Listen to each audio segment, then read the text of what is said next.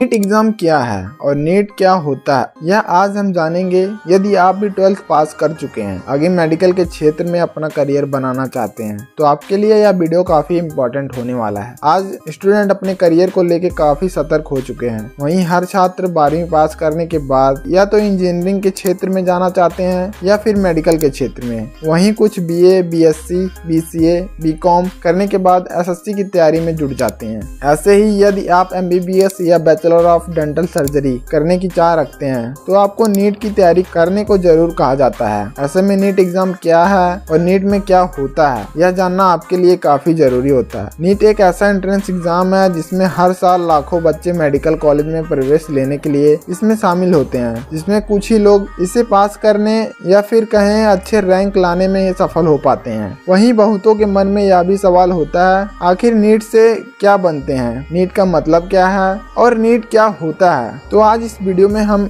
इन्हीं सब सवालों के जवाब जानने वाले हैं। तो चलिए शुरू करते हैं और जानते हैं कि नीट एग्जाम क्या है और नीट की तैयारी कैसे करें। नीट का full form national eligibility entrance test होता है, जो NTA यानी नेशनल टेस्टिंग एजेंसी द्वारा पूरे देश में आयोजित करवाया जाता है। इस एंट्रेंस एग्जाम में वह स्टूडेंट बैठते हैं जो 12th में PCB विषयों का चुनाव करते हैं, जिसे पास करने के बाद वह आगे bachelor of medicine and bachelor of surgery, MBBS या BDS या आयुष यानी आयुर्वेदा कोर्स किसी अच्छे कॉलेज से कर सकें। वहीं भारत में इन सभी मेडिकल कोर्स को करने के लिए किसी भी कॉलेज में एडमिशन लेने के लिए छात्रों को नीट की परीक्षा देने का अनिवार्य होता है। वहीं नीट एग्जाम को सन 2017 में AIPMT मतलब all India pre medical test से बदल कर रखा गया था, जिसे 2016 में AIPMT के नाम से जाना जाता था। इस एंट्रेंस एग्जाम को पास करने के बाद आप भारत के किसी भी मेडिकल कॉलेज में रैंक के आधार पर प्रवेश कर सकते हैं, जिसमें सरकारी एवं गैर सरकारी दोनों ही मेडिकल कॉलेज शामिल हैं। आपको चाहे MBBS करना हो या फिर BDS,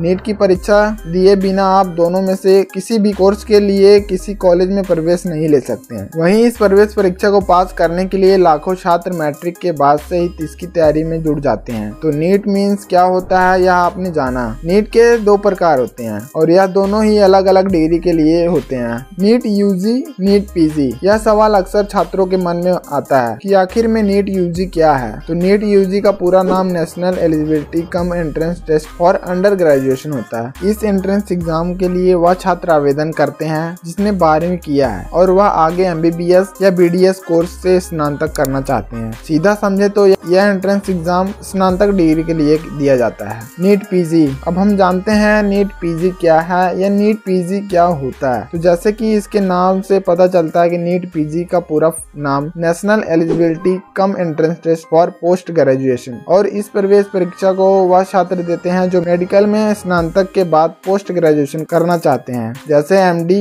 डिग्री। वहीं MDS करने के लिए नीट MDS की प्रवेश परीक्षा देनी होती है। अब बात आती है कि नीट के लिए क्या क्वालिफिकेशन होना चाहिए, नीट क्या है, नीट एग्जाम क्या है, यह हमने जाना। और यदि हम बात करें नीट के लिए एलिजिबिलिटी यानी नीट एंट्रेंस एग्जाम के लिए छात्रों की क्वालिफिकेशंस की, तो इस एंट्रेंस एग्जाम को पास करने के लिए आप कम से कम 12वीं पास होने चाहिए। वहीं इसके साथ ही आपका 12वीं में फिजिक्स, केमिस्ट्री और बायोलॉजी सब्जेक्ट का होना अनिवार्य है और इसके साथ आपकी इंग्लिश पर बढ़िया पकड़ होनी चाहिए। वहीं यदि बात करें नीट के एंट्रेंस एग्जाम के लिए न्यूनतम आयु, नीट की फॉर्म भरते वक्त आप 17 वर्ष के होने चाहिए। वहीं आप 12वीं में PCB विषयों को मिलाकर कम से कम 50% मार्क प्राप्त होने चाहिए। वहीं यदि आप SC ST आदि वर्ग से आते हैं, आपको मार्क्स में छूट मिलती है, जहां आपको 40% होना चाहिए। विकलांग कोटा से फॉर्म भरते हैं तो आपको 45% मार्क्स होना चाहिए। वहीं इस परीक्षा को भारतीय नागरिक सहित विदेशी नागरिक भी दे सकते हैं। नीट का पेपर कैसे होता है, नीट क्या है, नीट का मतलब क्या है, यह हमने जाना,